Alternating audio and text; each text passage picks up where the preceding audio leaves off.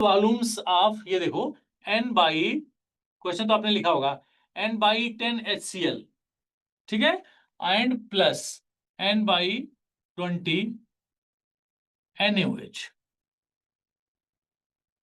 ये सॉल्यूशन था।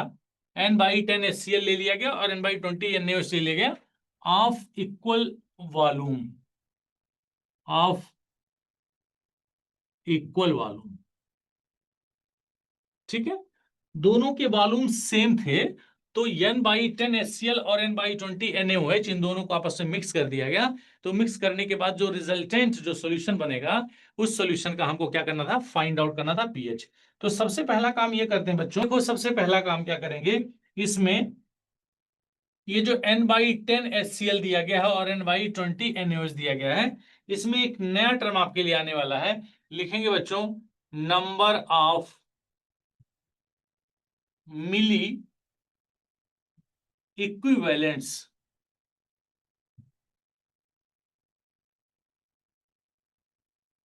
Number of milli equivalents. अब आप पूछोगे कि नंबर ऑफ मिली इक्विवेलेंट्स क्या है, जरा गौर से देखेंगे। अगर आपने नॉर्मेलिटी पढ़ा हुआ है, सर ने आपको, किसी सर ने पढ़ाया हुआ है, तो n इंटू वी आपने फार्मूला पढ़ा होगा, इसको कहते हैं नॉर्मेलिटी इक्वेशन। बेटा n1 v1 इक्वल टू होता है n2 v2, इसको हम नॉर्मेलिटी इक्वेशन बोलते हैं। नंबर ऑफ मिली इक्विवेलेंट्स, ध्यान देना, n into V, n into V यानी n इंटू वी की जो वैल्यू होती है, उसी को नंबर ऑफ मिली इक्विवेलेंट्स कहते हैं। ध्यान सुनना, अगर हम मिली इक्विवेलेंट्स की जगह पे क्या लिख दें बच्चों, इक्विवेलेंट्स लिख दें, तो बस खाली आपको यही ध्यान रखना होगा कि वो जो वॉल्यूम है, वो वॉल्यूम मिलीलीटर की जगह पे लीटर होना चाहिए। तो generally the volume of the solution is taken into the millilitre. तो अब ये n1 v1 equal to n2 v2 जो आया, ये नॉर्मेलिटी इक्वेशन आ गया। इसीलिए इसको लिखा हूं कि आपको n इंटू वी की वैल्यू पता चल जाए। n इंटू वी को ही कहते हैं नंबर ऑफ मिली इक्विवेलेंट्स। देखो बच्चों, ये n/10 दिया गया, नहीं नॉर्मेलिटी दी गई, लेकिन वॉल्यूम पता नहीं था, यहाँ का इक्वल वॉल्यूम। तो इक्वल वॉल्यूम के लिए आप यहाँ लिख लेंगे लेट, ऊपर लिख देंगे let the volume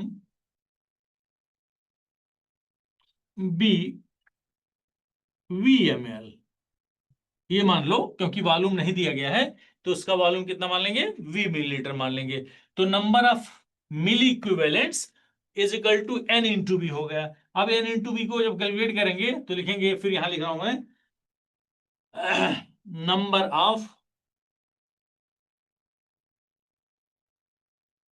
milli equivalents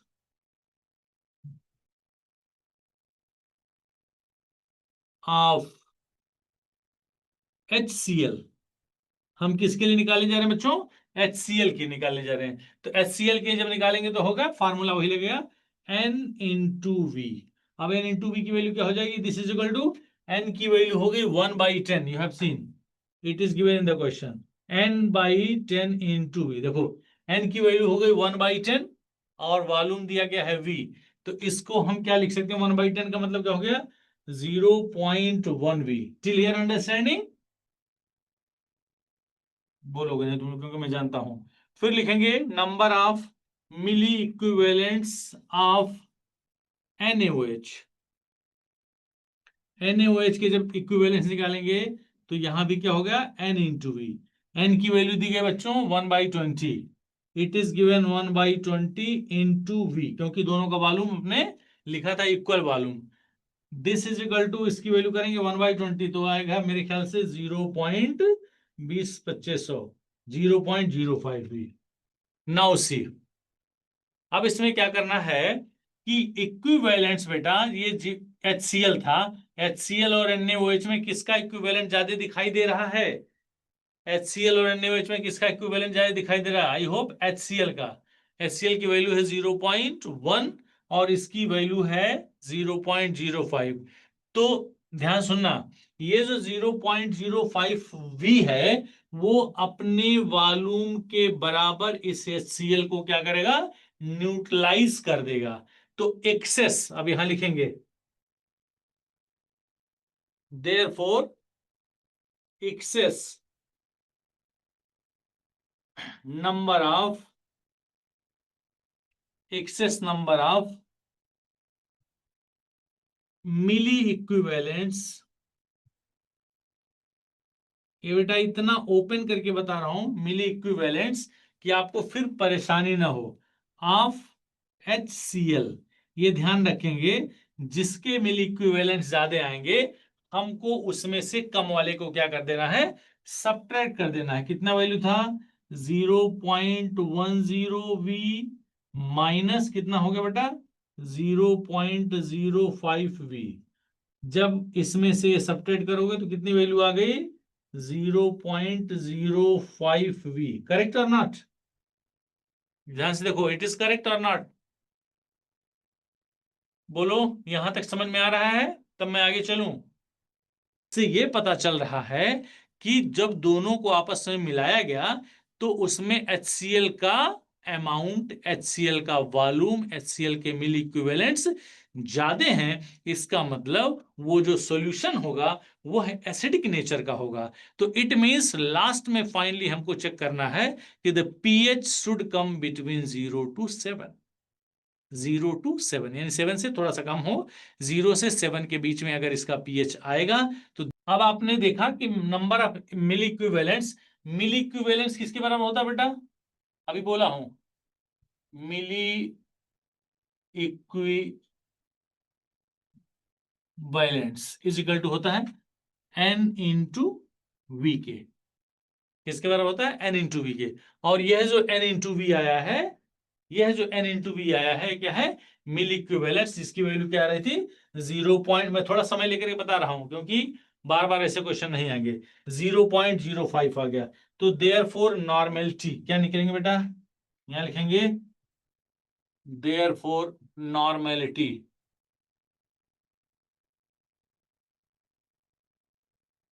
normality is equal to क्या होगा, यहां लिख दें अगर हम, N into V upon V. ऐसा होगा, जल्दी देख के बताओ, जो नीचे वाली लाइन लिखा हूं ये सही है, ये पॉसिबल है। N into V upon V, V V cancel हो जाएगा, क्या बचेगा, नॉर्मेलिटी नहीं बचेगी, बोलो बच्चों। खैर नहीं बोलोगे तुम लोग, मुझे अपने आप से बोलना पड़ेगा। N इंटू वी की वैल्यू आ गई थी यहां 0.05, क्या लिखेंगे, 0.05V डिवाइड बाई, गौर से देखेंगे, यहां आपने लिखा था let the volume be VmL, VmL किसका, let the volume will be VmL of each. ये देखो, VmL HCl का था, VmL NaOH का था, तो जब दोनों को मिला देंगे तो यहां जो टोटल वॉल्यूम हो गया वो क्या हो गया, V plus V। This will be equal to, sorry तेज बोलो बेटा, क्या है, ऐड क्यों करेंगे, जब दो सॉल्यूशन आपस में मिलाएंगे, जब दो सॉल्यूशन आपस में मिलाएंगे तो उसका वॉल्यूम बढ़ेगा कि घटेगा, बढ़ेगा। तो जो टोटल उसका जो वॉल्यूम, सॉल्यूशन का जो वॉल्यूम होगा वो यही आएगा कि V का मतलब हो गया, यहां चाहे तो V टोटल लिख सकते हैं, नीचे आ गया क्या बेटा, 2V। तो यह V और V कैंसिल हो गया, 0.05 में 2 से मल्टीप्लाई करेंगे कितना आ जाएगा, 0.025। ये किसकी वैल्यू होगी बच्चों, नॉर्मेलिटी। अब बताओ यहां तक समझ में आया, क्योंकि एक एक स्टेप में जब तक समझ नहीं लोगे तब तक मैं आगे नहीं चलूंगा। 0.025 N। अब ये जो बचा है ये किसके लिए आपने निकाला है, HCl के लिए, ये ध्यान में रखेंगे। अब क्या करेंगे, कल मैंने एक पॉइंट बताया था कि नॉर्मेलिटी और मोलरिटी में रिलेशन बताया था, तो यहां लिखेंगे 0.025 N इज इक्वल टू, अगर इसको मोलरिटी में कन्वर्ट करेंगे तो 0.025 M हो जाएगा, करेक्ट है। कल किसी बच्चे ने पूछा था कि sir what is N factor, तो मैं बोला था कि N factor is the basicity of an acid.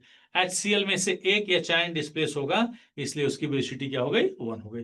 तो अब हमारे पास ये दिमाग में रखना है, क्या रखना है, 0.025 आ गया।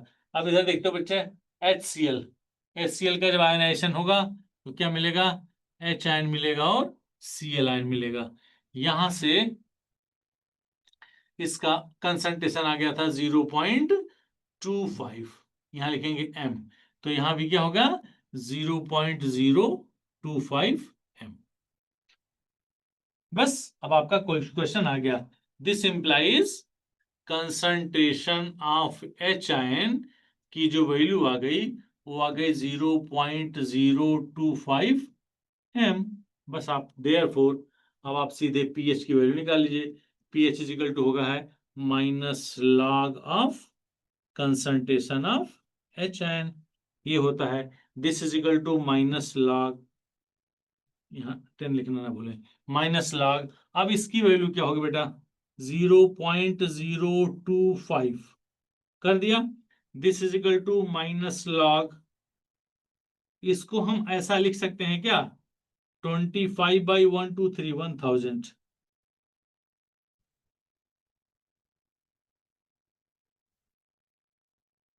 जैसा मैं लिखा हूं ऐसा लिख सकते हैं क्या।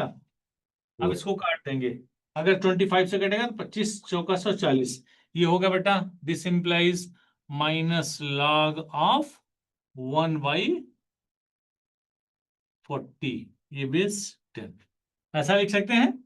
जब इसको सिंप्लीफाई करेंगे तो इतनी वैल्यू आ जाएगी। तो अब क्या हो जाएगा, मैंने आपको कल बताया था कि माइनस ये था, जब मैंने बताया था कि log 1 upon log a upon b equal to होता है log a minus log b। ये माइनस को बाहर कर लीजिए, इसको ऐसे लिखेंगे log 1 माइनस log 40, यहाँ बेस 10 लिखेंगे, यहाँ बेस 10 लिखेंगे। तो दिस इंप्लाइज होगा बेटा माइनस log 1 जैसे है अभी रहने दो वैसे, इसकी वैल्यू पुट करेंगे, माइनस log 40 को हम क्या लिख सकते हैं log 4 इंटू 10 लिख सकते हैं। अब चलिए इसको सॉल्व करते रहेंगे। तो दिस इंप्लाइज क्या हो जाएगा, माइनस का इसमें मल्टीप्लाई करेंगे तो माइनस log 1 की वैल्यू हो गई 0, माइनस का माइनस में मल्टीप्लाई करेंगे तो हो गया प्लस, क्या हो जाएगा log, ये 4 इंटू 10 हो जाएगा, इसका मल्टीप्लीकेशन करेंगे तो प्लस हो गया log 4 into log a into b, मैंने बोला था log a plus log b, तो log 4 हो जाएगा और प्लस log 10 हो जाएगा। ये बेस 10 है बच्चों और ये बेस 10 है। This is equal to minus 0 का मतलब इसका कोई मतलब नहीं रह गया। log 4 को हम लिख सकते हैं log 2 टू द पावर 2, ये बेस 10 है, और प्लस log 10 बेस 10। ध्यान देना ये फाइनल। अब अगले पेज पे चल रहा हूं, हमारे पास जो वैल्यू आई थी सारे स्लाइड को मैं दिखाऊंगा, log 2 to the power 2 base 10 minus sorry plus log 10 base 10 नहीं आया था। तो दिस इज इक्वल टू, अब इसको क्या करेंगे बच्चों 2 log 2 बेस 10 और प्लस log 10 बेस 10। एक एक स्टेप करके बता रहा हूं, इतना लंबा नहीं होता है। अगर मुझे किसी ऐसे बच्चे को बताना है तो 4 से 5 या 6 लाइन में इसका आंसर आ जाएगा। Since you are not aware about the log आप पढ़े नहीं हो, तो आपको हर छोटे छोटे स्टेप को मैं एक्सप्लेन कर रहा हूं, इसलिए इतना टाइम लगा रहा हूं। देखो बेटा, तो अब क्या होगा, this is equal to 2, log 2 की वैल्यू होती है, मैंने आपको पहले दिन ही बताया था 0.3010, और प्लस log 10 की वैल्यू होती है बच्चों 1। तो जब आप इसको सॉल्व करोगे तो हो जाएगा 0206 प्लस 1। अब ये वैल्यू जो आ गई कितनी आ गई 1.6020, यही आपका आंसर हो गया। तो therefore finally you got pH. और मैंने आपको बताया था कि इस सॉल्यूशन का जो पीएच आएगा वह 0 से 7 के बीच में आएगा, which is indicating that solution's nature is acidic।